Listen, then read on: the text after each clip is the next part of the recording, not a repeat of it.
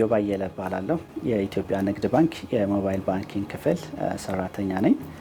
አሁን ለደንበኞቻችን ማስተላለፍ የምፈልገው ደንበኞቻችን የሞባይል ባንኪንግ አገልግሎትን በሚጠቀሙበት ሰዓት ራሳቸውን እንዴት አድርገው ከአጭበርባሪዎች መከላከል እንደሚችሉ ይሆናል። አጭበርባሪዎች ከባንክ የተደወለ በማስመሰል የሞባይል ባንኪንግን እናዘምኑሎት እንዲሁም የፋይዳ መታወቂያውን ከአካውንቱ ጋር እናስተሳስረሎት በሚል እንዲሁም የተለያዩ የማጭበርበሪያ ስልቶችን በመጠቀም እያጭበረበሩ ይገኛሉ።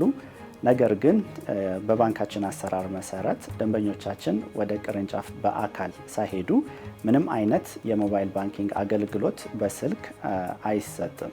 ማንኛውንም የሞባይል ባንኪንግ አገልግሎት ስትፈልጉ በቅርንጫፋችን በአካል በመገኘት መስተናገድ ይችላሉ። በተጨማሪም ደንበኞቻችን የሞባይል ባንኪንጋችን በምትጠቀሙበት ሰዓት ጠንከር ያለ የይለፍ ቃል በመጠቀም ማለትም አሁን ላይ በሞባይል ባንኪንጋችን 4 ዲጂት የነበረው ወደ 10 ዲጂት ከፍ ስላለ ጠንካራ የይለፍ ቃል በመጠቀም ራስዎትን ከአጭበርባሪዎች መከላከል ይችላሉ።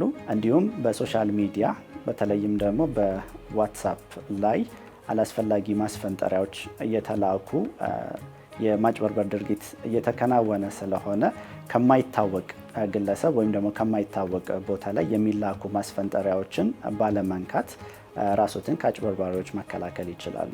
አሁን ከፊት ለፊታችን ደግሞ የፋሲካ በዓል እየደረሰ ነው። ለዚህም ለፋሲካ በዓል ግብይቶ የኢትዮጵያ ንግድ ባንክ ዲጂታል ቻናሎችን በመጠቀም የሞባይል ባንኪንግን፣ የሲቢኢ ብር እንዲሁም የካርድ ባንኪንግን በመጠቀም ግብይቶን ማቀላጠፍ ይችላሉ። ይህንንም የዲጂታል ባንኪንግ አገልግሎትን በሚጠቀሙበት ሰዓት ላይ ራስዎትን ካላስፈላጊ የገንዘብ ስርቆት ራስዎትን መከላከል ይችላሉ። አመሰግናለሁ። መልካም በዓል ይሁንላችሁ።